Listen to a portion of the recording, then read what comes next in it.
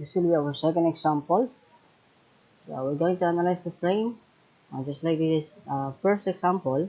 So we're going to draw the shear force diagram, axial force diagram, bending moment, and the qualitative deflected shape. Okay, here is our problem. So ang gagawin natin dito, for the meantime, I'll just draw the free body diagram. Okay, here's the complete free body diagram of the problem. We have two reactions at A, since this is a hinge connection, and then we have a vertical reaction at D. Okay, and then we need to identify the resultant of the 17.5. Take note, this 17.5 is uniformly distributed to a linear length of 10 meters, not on this length. Okay, so not on this length. Just be careful. Take note, this is vertically distributed, not inclinedly distributed, not on the member BC. So this 17.5, I repeat, this 17.5 is uniformly distributed to a length of 10 meters. So that's why when you identify the resultant of this uniformly distributed 17.5, it will be 175. Okay, so 17.5 times 10 will give you 175 kilonewton. This will be located at, so this will be located at, so we have in between of 10. So this will be 10, 5 meters, and then 5 meters. Okay. So after that, you can now determine the components because we need that later on. Determine the components of the 175. Okay, with respect to this member BC. Okay, so zoom ko lang to. So let's say this will be your member BC. We need to identify the components, the normal and tangential components of this 175 kilonewton with respect to member BC. So just let's say this will be your reference triangle. We have this triangle. We have BC. Okay, this in the triangle. Hope you can clearly see the triangle I'm referring to. We have the 3.5 because that is if this is 10 meters and then 6.5, this length will be 3.5. Okay, 3.5 meters. Should be 0.5. Should be 0.5 here. Okay, 3.5 and then the length will be 10 meters. Now, the resultant will be midway of 10. So that will be 10 horizontally 5 meters from B and 5 meters from B also. And vertically from B, this should be half of 3.5. Okay, so half of 3.5, that is 1.75. So this is 1.75 meters. Okay, so if this will be your theta, okay, we have here a triangle. We can form a triangle actually. So this will be your hypotenuse of no, this will be the hypotenuse and then the two legs. The horizontal leg of the triangle will be 10, and then the vertical leg will be 3.5, and then the hypotenuse will be 10.59. Now, if this will be your theta, let's say ito, okay, so sine theta will be 3.5 over 10.59.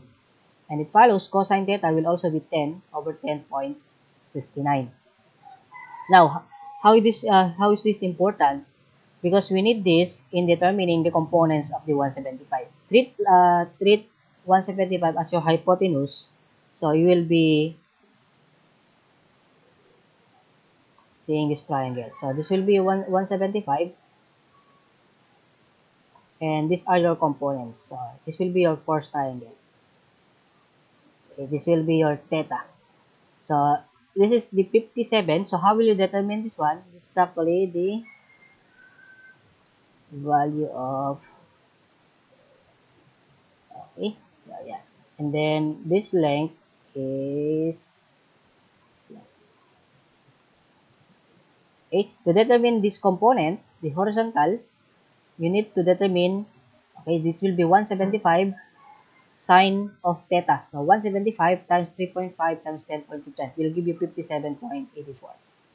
And then the normal component, which is this force, will be cosine. So 175 cosine of theta, 175 multiplied by 10 over 10.59.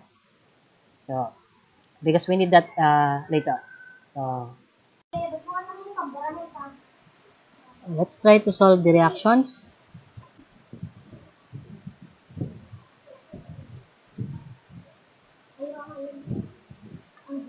Okay, so we'll take moment, summation moment at D to solve for AY. So, it's equal to 0. And then, let's say clockwise moment with positive. So, we have AY multiplied by 10. We have plus 110. The rotation of 110 kilonewton, 110 kilonewton with respect to joint D, point D is clockwise. So, 110 times 6.5, okay, minus 175 times 5, and then minus 67 times 5. So, equals 0. So, AY, so 110 times 6.5, minus 175 times 5 minus 67 times 5. Oop, what was syntax? Ito na lang natin. So, 110 times 6.5 minus 175 times 5 minus 67 times 5. Okay? And then, transfer that to the other side of the equation. So, it will be times negative 1. Okay, 495. And then, divided by 10. Ayun. So, 49.5. So, AY will be 49.5 kilonewton. To solve for AX, summation forces X is equal to 0. AX is equal to 110 minus 67. So, AX will be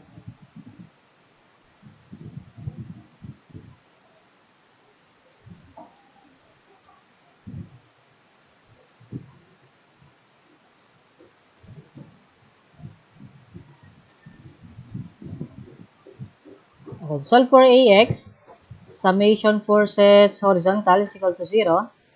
So, negative AX plus 110 minus 67. Then equate that to 0. So, AX will be 110 minus 67 would be 33. 33 kilonewton. And then, summation forces vertical is equal to 0. AY, the only unknown is DY. So, DY plus 49.5 is equal to the total vertical load, which is 175. So, DY will be 175 minus 49.5. It's 125.5.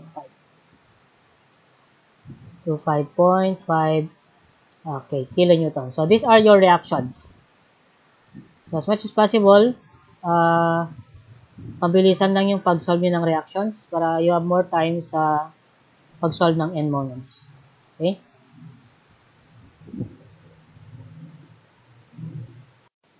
Okay, so once you have drawn the free body diagram, you can now determine the member end forces. I'll just explain some of the important points in the member end forces. At joint B, we have a rigid connection. So, we have a common point joint B for member AB and then member BC. So, when you draw the free body diagram, let's say I will assume first that BX is to the left and then BY to the right. You can actually determine that by looking at the known reactions so that you will now you will not have to correct that later on. You can actually predetermine the correct assumption or the correct directions based on the available forces. All you have to do is to compare and visually balance the load. So we have a 49.5 kilonewton here that is directed upward. So to balance that, there should be an equilibrium between the vertical forces at member AB. So it follows that By should be directed downward. And then same true with Bx. Same true with horizontal forces. We have a 110 kilonewton here, and then we have a 42 kilonewton here. This 43, it needs additional magnitude to balance the 110 kilonewton. So Bx should be directed to the left. And then with respect to the rotation, 110 will have 0 moment with respect to point B, as well as 49. So the only force that will have a moment at point B is 43. And if you look it closely, the rotation of 43 kilonewton with respect to member B is clockwise. So to balance that, there should be a counterclockwise moment so that there will be equilibrium on this member. So that's how you will correctly place your assumptions. Okay? You don't need to assume, you just identify the direction correctly. And then once you identify the correct directions, all you have to do when you proceed to member BC, just the same magnitude but opposite in direction. So we have Bx here to the left, with respect to member should be directed to the right.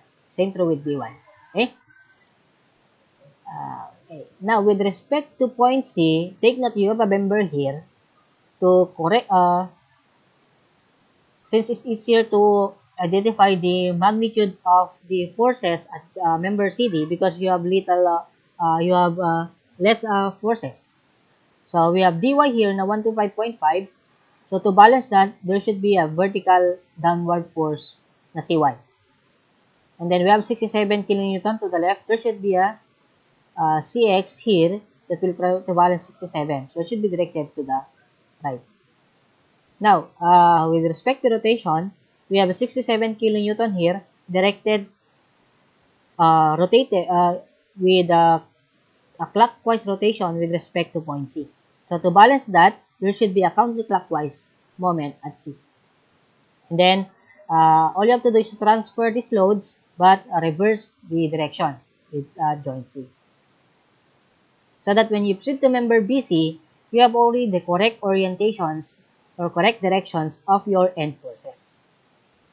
Okay. So, balik tayo sa initial problem. Yung 17.5 dito na uniform load is actually linearly distributed sa 10 kN. When I say linearly, ito yon, yung 10, not on this length, member BC.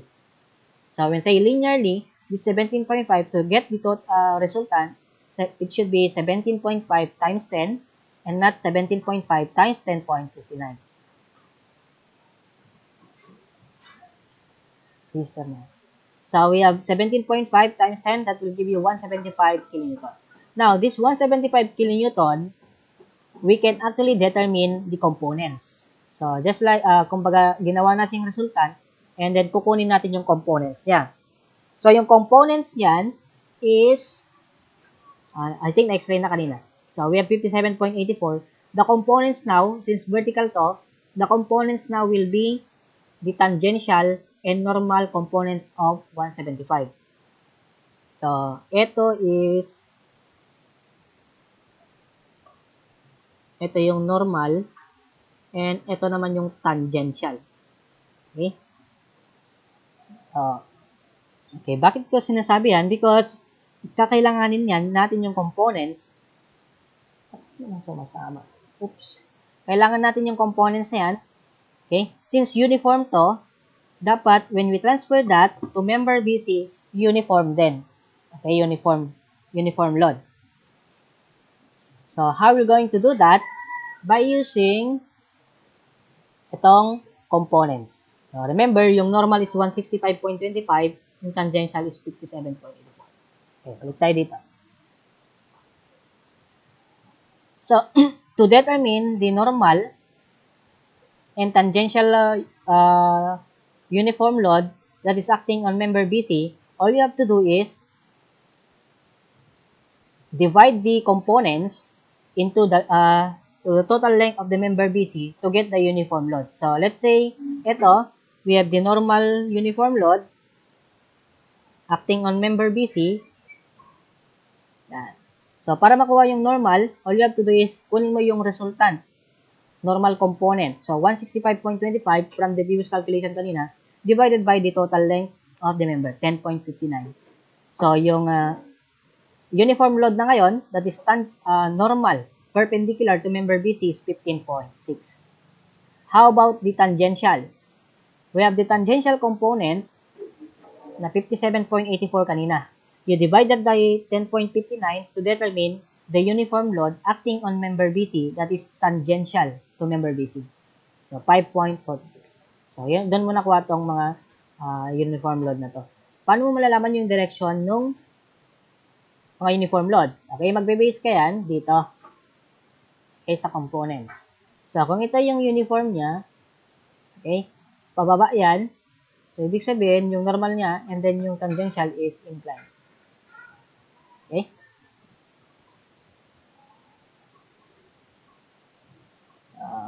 Balik tayo dito.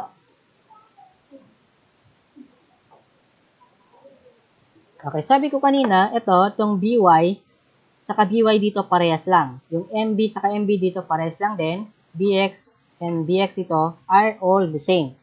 Just opposite in direction.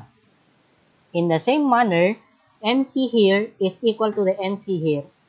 And then we have CX here is the same with CX. CY here is the same with CY with member CD. So, para mas mapabilis yung computations, instead of using member BC to determine BY, BX, and MB, all you have to do is to use AB to solve for BY, BX, and MB, and use CD in solving CX, CY, and MC. This will give you ease in the computations of the end forces. Okay? Pwede rin dito. Okay? Pwede mo rin gamitin yan kasi nandyan na eh. Pero mas mahihirapan. Ito. So, ito na lang gamitin natin.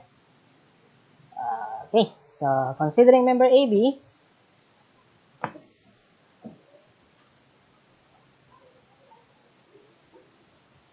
okay. So, considering member AB, consider member AB. So, summation moment at P is equal to 0. Say clockwise positive. Ang masolve natin dyan is MB. So, negative MB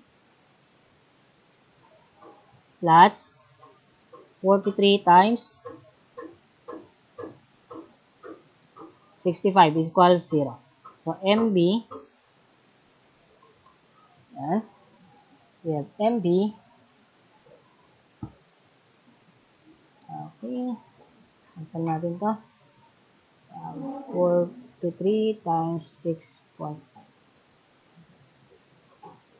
279.5. We have kilonewton. So, ito na yung MB.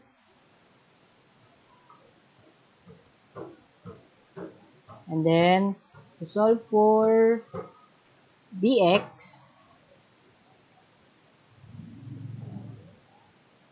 okay, yung summation forces,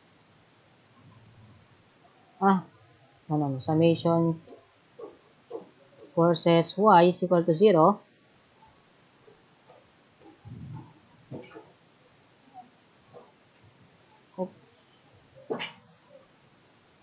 Ayan, summation forces Y. So, ano yung mga unknown? So, BY lang. Ito lang naman ang unknown dyan, BY. So, BY is equal to 49.5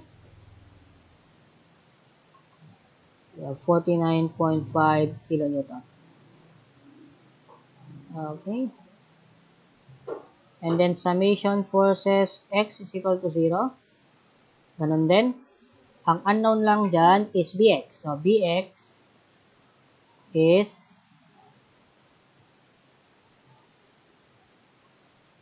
110 minus 43.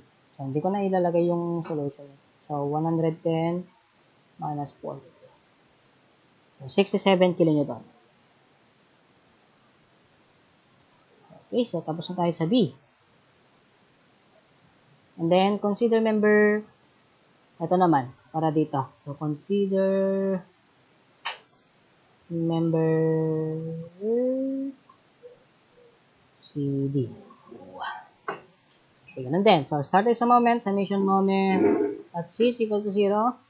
So, negative MC plus 67 times 5. So, MC equal to 67 times 5. Okay, 335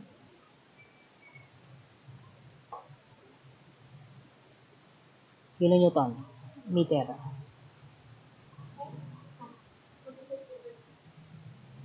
And then, summation forces Y is equal to 0. CY is 125.5 kilonewton. And then, summation forces X is equal to 0.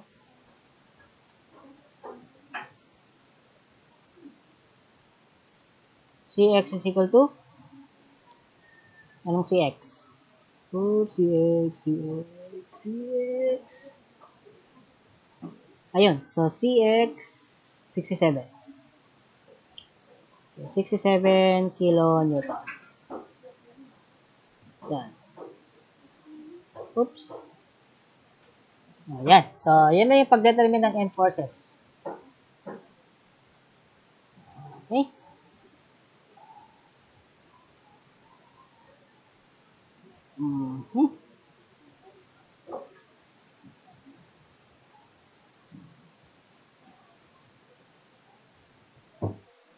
Okay, after determining the end forces, pwede na tayong proceed to normal and tangential forces sa member BC. Sa member AB and CD, yung mga forces dyan is normal and tangent na. Tangential, naka-normal and tangent na. So, ang consider na lang natin is member BC. Okay, dito na lang. So, member BC,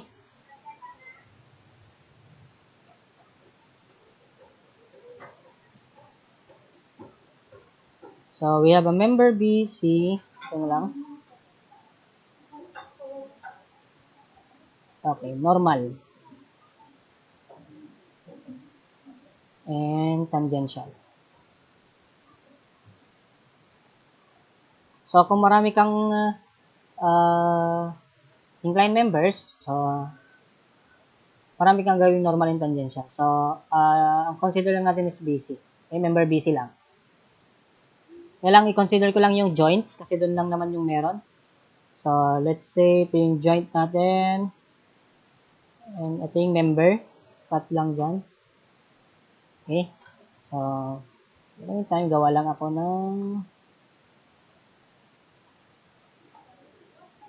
ng axis. So, ito yung global.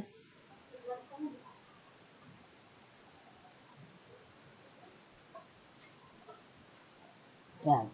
And then, tong yellow naman is in parallel. Yan.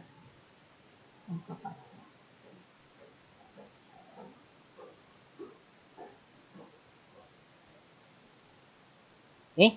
So, let's say, theta to.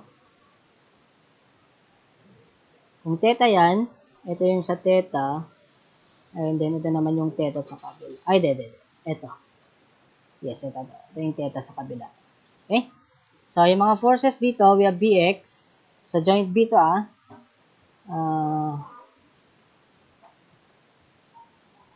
joint B.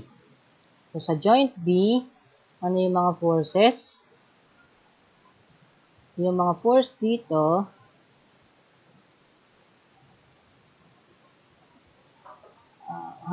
palitan ko ng kulay.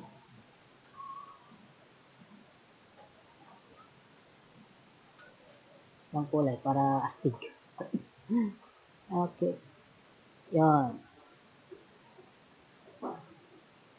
Yan.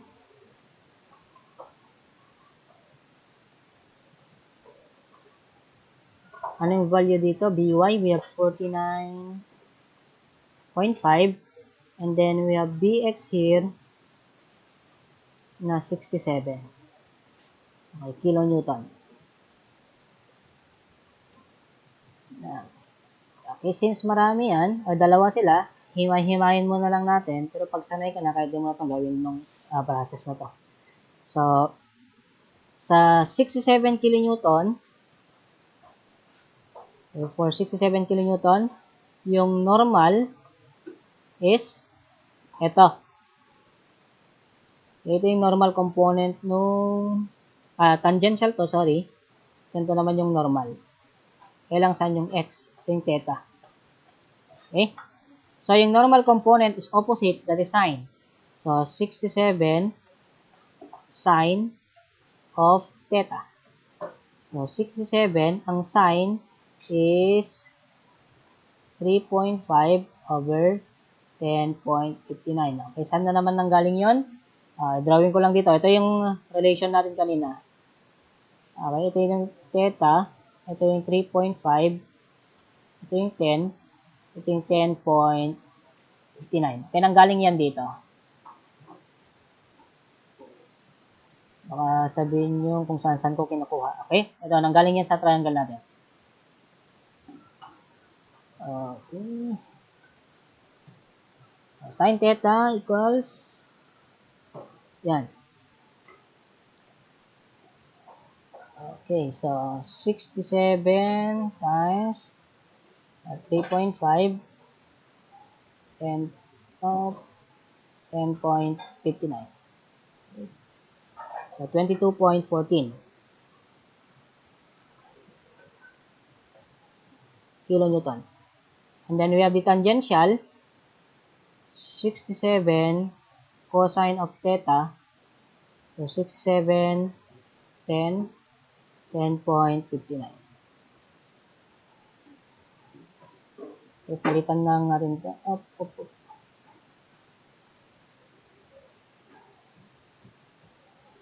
We have 10. 63.27. 63.27 kilonewton. And then for 49.5 kilonewton. Idiretso ko na to. Yung tangential component niya, ito. Ito yung tangential component niya. Ito naman yung normal component niya. Okay? So, yung tangential is cosine. So, idiretso ko na to. 49.5. Ang cosine is 10. 10.59. Okay? 49.5 times 10. 10.59. Ba't wala namang 46.74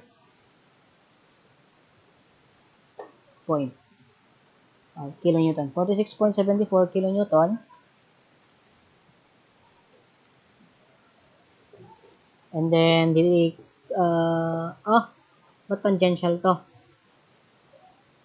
Normal dapat to. Normal. Sorry. Bulan ko lang yan. Normal yan. And then, yung tangential component is 49.5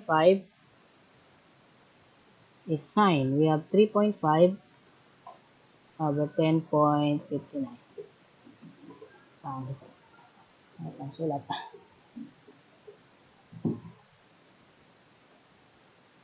So, 3.5 to. 16.36. 16.36 kilonewton. So, for B to, so ang BN natin and B tangential is equal to. Now, tignan mo na lang sa tangential, yung 67 saka 49, yung normal component nila is opposing. So, pag opposing, subtract natin and then follow the sign of the bigger value. So, compare lang natin, 22.14 to, and then we have 22 and then 46.74. So, mas malaki tong 46.74. Kaya ang magda-govern dyan, yung Ito. Okay? So, ito yung BN. And then, we have no problem with BT. So, BT din yan. So, BN, we have 46.74 minus 22.14. So, sagot dyan, we have 46.74 minus 22.14. 24.6. Okay, kilonewton. And then, tangential, okay, same direction, yung tangential component ng 67 and 49.5, so i-add natin to. So, 63.27 plus 16.36. 63.27 plus 16.36. 79.63 kilo Newton. Okay? So, ito lang yung kailangan natin sa B. And then, okay, sa C naman. Okay, sa C, let's say ito yung member natin. Ito yung pa-member natin. Yan. So, ganun din. Drawing lang ako ng parang axis doon, similar dito.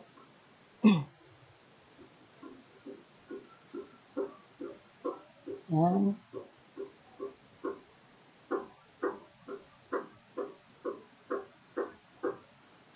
So, nakalimutan ko ilagay kanina dito. Ito yung x prime and then y prime. Y prime, x prime. So, joint. Okay, joint C to. So, ano yung mga forces sa joint C? Okay, considering member AB to hindi sa CD. So, joint C, pataas yung CY, to the left yung CX. CX is 67, CY is 125.5. Ayun.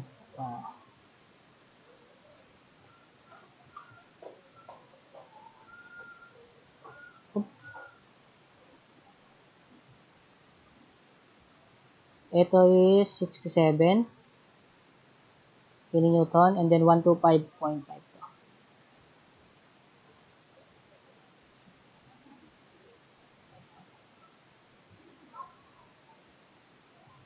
0.5 kilonewton.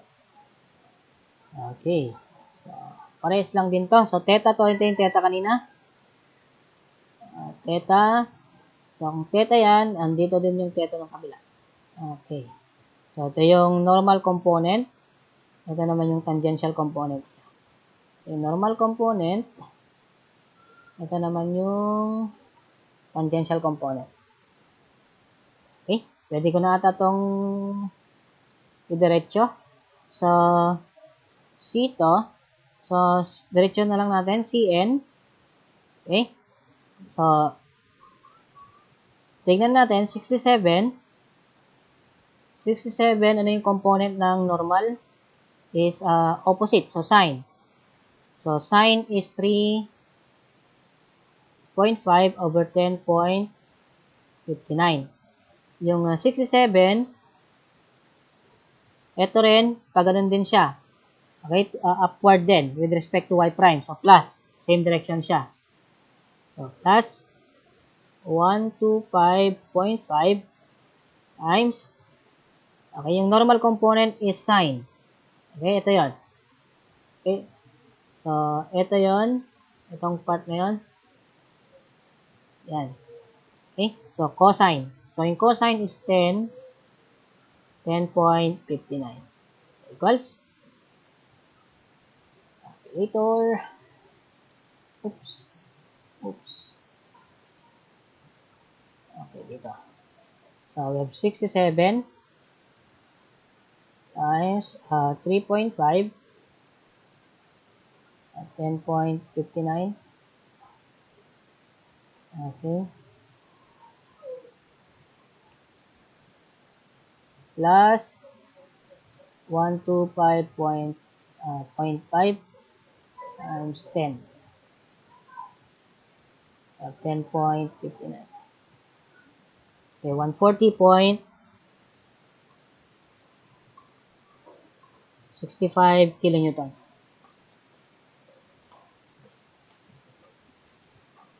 And then, so yung sign nun is ito. So, pag ganyan yung CN. Yung C tangential, okay, opposing sila. So, titignan na lang natin kung ano yung mas malaking component. So, tingnan natin. So, unahin natin yung 125 or 67.5. Pababa to. So, 67, let's say, opposite natin, negative natin yan. 67 multiplied by sine. Hindi. Cosine. So, cosine is 10. 10.59. And then, plus yung 125 kasi plus 125. 5. So, sine. 3.5. 10.59. Okay? Kung ano yung magiging sign nito, okay?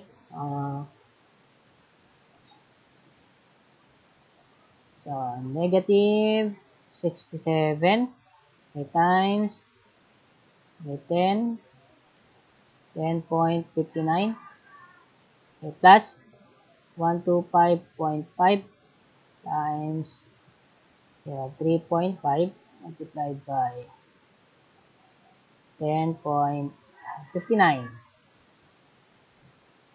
Negative 21.79. So, ibig sabihin, mas malaki itong ito. Okay? So, yung CT natin, okay? So, negative 21 point, anong sagot? 79. Okay, kilonewton. So, ito, mas malaki, ibig sabihin, yung CT is 21.79 kilonewton and it will follow yung direction ng 67. Yun. Yan. So, 21 CT to. So, 21.79 kilonewton and then C normal is 140.65.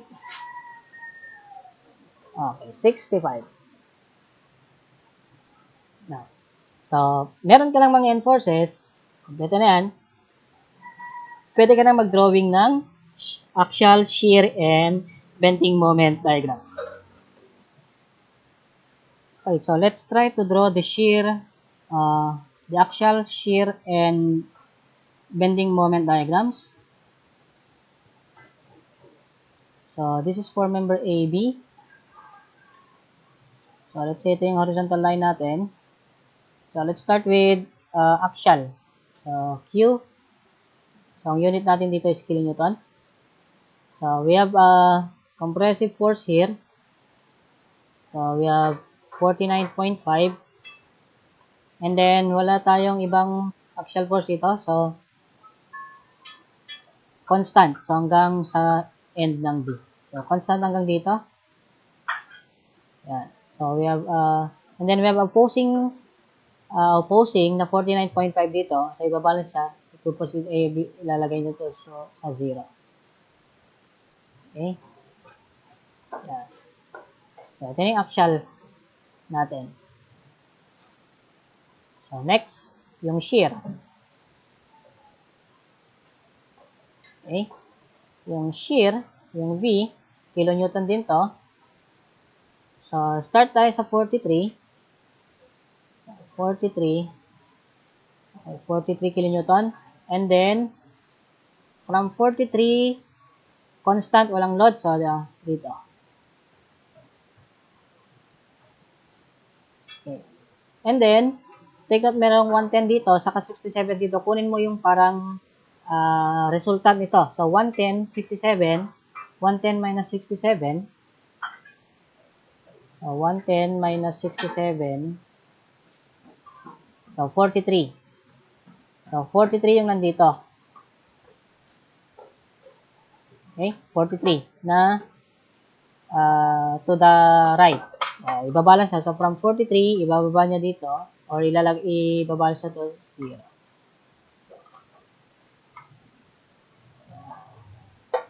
Next. Okay. And next, the bending moment. Let's say M. Ang kilonewton meter to. Okay? So, 0 yung moment dito kasi hinge yan.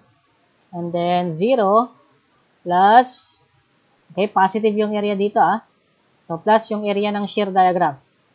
So, ang area nito is, so from 0 plus yung area nito, ano bang area niyan? This is 0 plus area of the shear diagram, 43, times anong length nito? I think 6.5 to. Meters. 43 times 6.5. So, 279.5. So, moment dito, 279.5. And then, from positive, meron tayong negative moment na concentrated. Dito. So, from 279.5 plus or minus. So, minus. Kasi counterclockwise yan. 279.5. So, 0. So, babalik siya dito ng 0. So, yan.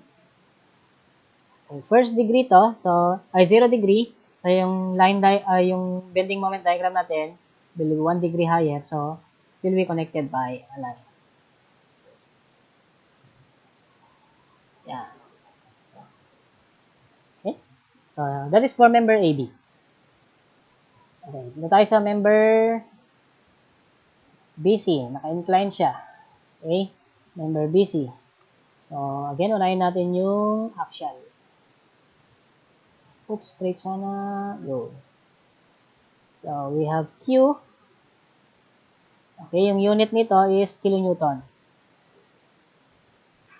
Okay. So, axial force, 79. So, compression. So, dito tayo, 79. So, from 0, ito ng 79. And then, we have a uniform load dito, opposite. So, it can be treated as parang ganito. So, uniform yan, para makuha mo yung ganun. So, it will be 79.63. Para makuha mo yung axial load dito, take note, opposite sila. Opposite sila ng sign. So, from 79.63, subtract natin to. 5.46 times yung total length, 10.15. Kumbaga, pares lang sa pagkuha ng shear. So, kumbaga ito uniform load. Kaya lang naging axial siya. Equals. So, positive. So, ibig sabihin, nasa compression side pa rin siya. In case na nag-negative to, ibig sabihin, nasa tension side na to. So, positive pa rin yan. So, 21.81 dito. 21.81. And then, we have another negative load dito. Kaya lang 21.79. Pero okay lang yan.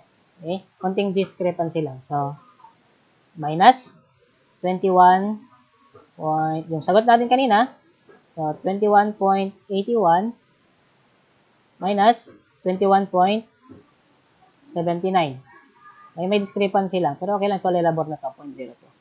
So, more or less 0 na ito dito. Yan, 0. So, ganun din. Kumbaga, yung load diagram ng axial is uniform.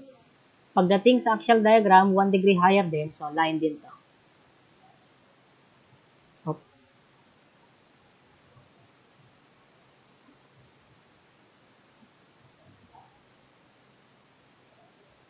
O, taas ko na lang. Dito na lang.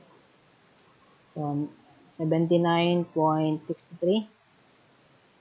Burahin ko lang to. Oops. Laki naman. Burahin ko na nga lang. Okay.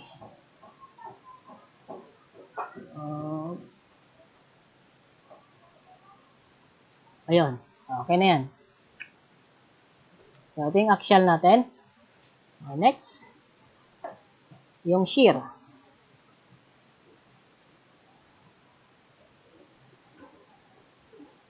So, shear diagram. Kilonewton din to. So, yung shear natin, tignan mo yung mga perpendicular forces sa load diagram. So, from 24.64, so ito, 24. Okay, 24.64. Taas yan. And then, bababa. And then, 24 minus yung area ng load diagram. So, 24.64 minus yung area ng load diagram. So, 15.6 times 10.59. 140.56. So, bababa siya. So, ito yung 150.46. And then, itataas ng 140. 150 ba? Ay, 140. Sorry. Okay, 140.56. Okay. 140.56 wala. Wala yan. Wala ko na lang.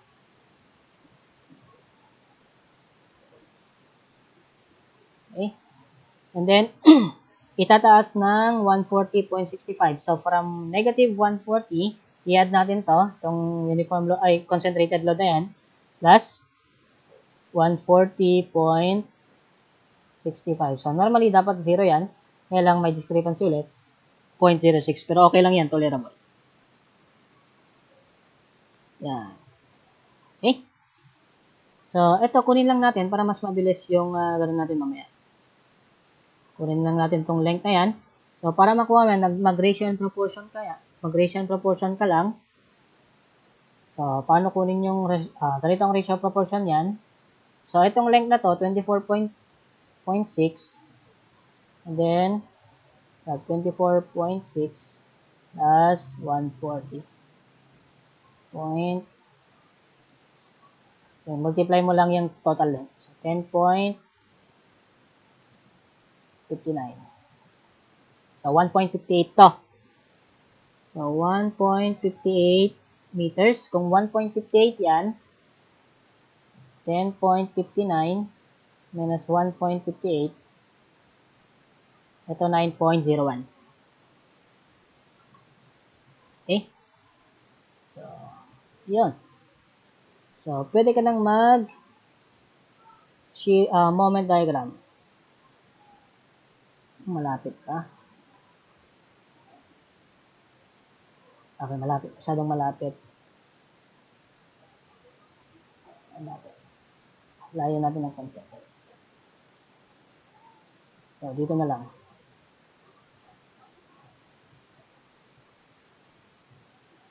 Yun. Okay? So, from 0, kasi hinge, hindi 0 yun eh. Meron tayong concentrated moment sa member DC. Nakalimutan natin ilagay. So, merong moment dito eh. Okay, ano yung moment doon? Natin ko lang. Moment B, yun, 279.5 with counter clockwise. So, 279.5 clockwise siya.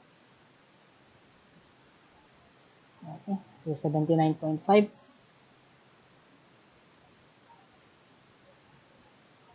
Okay, we have 279.5 kilonewton. Okay? Okay, so dito from 0, okay, tataas yan ng 279.5. And then from 279.5, tataas ulit kasi may positive shear tayo dito. So let's say dito na lang yon. So ano ba yung moment dyan? So it will be 279.5 279.5 plus yung area ng triangle na to. So, yung area niyan is 0.5, yung base is 1.58 times 24.6. Okay? So, 298.93. 298.93. And then, subtract natin tong moment dito. Ay, yung, subtract natin tong area ng shear. Shear area.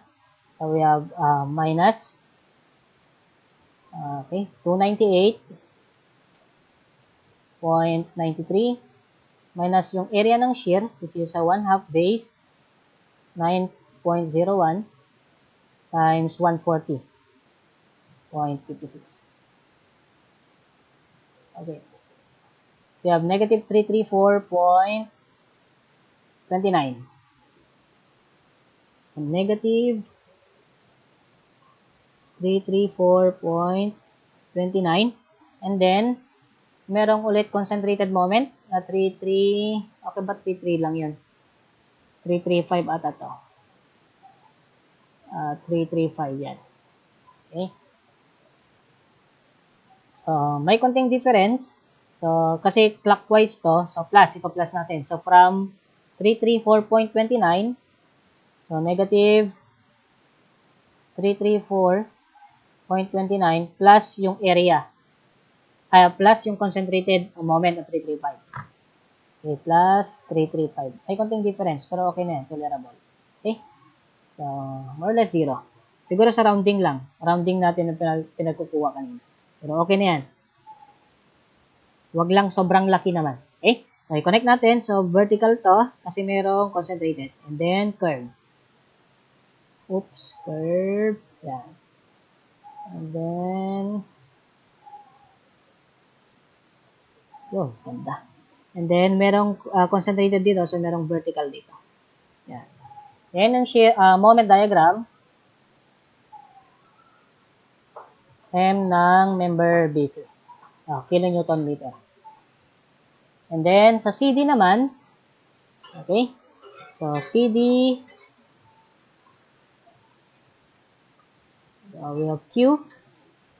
Okay, bilisan na lang natin dito. So, Q, we have 125.25 constant. So, 125.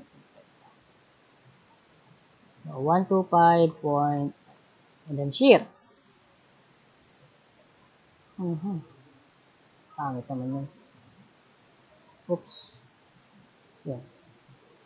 125. Yun. So, shear, we have, okay, dito mag-start yung shear. So, 5, 67, and then constant dito. And then, 67. So, 67 to. 67 din dito. And then, yung moment,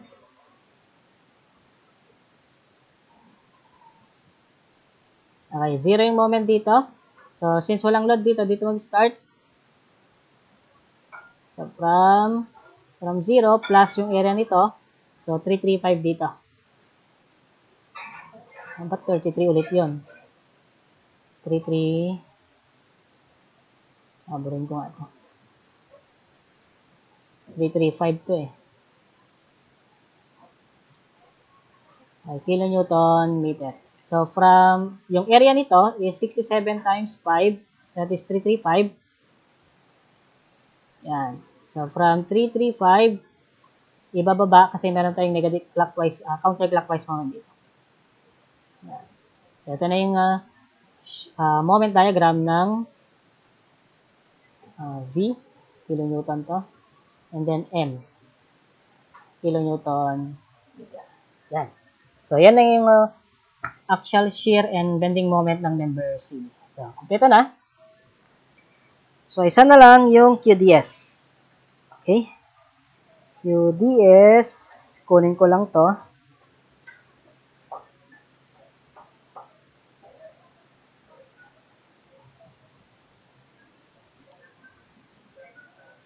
Okay, so let us draw the qualitative deflected shape of the structure. So, I'll just copy the whole structure or the initial problem. So, ito drawing natin kung paano yung magiging elastic curve ng frame once this load is applied. So, roller to, and then we have meron tayong horizontal force. So, itong roller na to, there's a tendency na mag-move because of this 110 kilonewton. Okay? Because of this 110 kilonewton and hinge to, so yung hinge pwedeng mag-rotate. So, kumbaga yung hinge natin, if this is your, kung ito yung member, wag dyan kasi merong figure dyan. So, kung ito yung member natin and then merong hinge dito, itong hinge pwedeng mag-move pa ganyan or mag-move pang ganito. Based on the load na kunyari meron tong load, ito pwedeng mag-rotate pa ganyan. Okay, so meron tayong rotation dyan. Kasi hinge to eh. Okay, hinge yan. Ito naman, since roller yan, yung roller natin, yan, once you apply load here, itong roller pwedeng mag-slide dito. Slide. Pwede lang mag-slide pa ganyan. Okay? So, roller to, so pwedeng mag-move to. Let's say ito yung movement niya. Okay, pupunta siya dyan. So, ito yung D prime natin. And ito, hindi yan, magro-rotate lang yan. Itong B, since magro-rotate to, merong curvature, let's say ito yung B naman. Ito yung B prime. Okay, B prime. Since nag-move to, horizontally, ito mag-move din, horizontally. So, let's say ito yung movement. Okay? Let's say ito yung movement. Pupunta siya dyan. Ito yung magiging C prime. Now, yung curvature, okay, how the beam deform based on this loading, magdedepende yan sa bending moment. So, ito, positive bending sa member AB. So, kung positive bending, ito yung magiging deformation yan. Okay? Yan. Kumbaga, nandito yung tension side ng member, and then nandito naman yung compression. So, magka-curve lang pa ganyan. Okay, ito naman, member BC, ano ba yung moment experience member BC? So, meron tayong majority positive, and then we have a negative at the end of the beam. So, positive bending, ganun din. So, itong kukonect ko to, yun. Okay? And then, yung member CD, tignan mo yung moment, positive din. So, positive. And then, pagdating dito sa gitna, constant. So, more or less straight lang yung sa kalahati. Ito lang yung magbebe. Then, straight na to. So, straight dapat yun. Okay, more or less straight yan. Okay? So, yan na yung qualitative deflector shape. Ito yung roller natin. Okay. So, ganun. Yung pag-drawing ng QDS niya. Okay? So, merong movement. Ito, pupunta dito.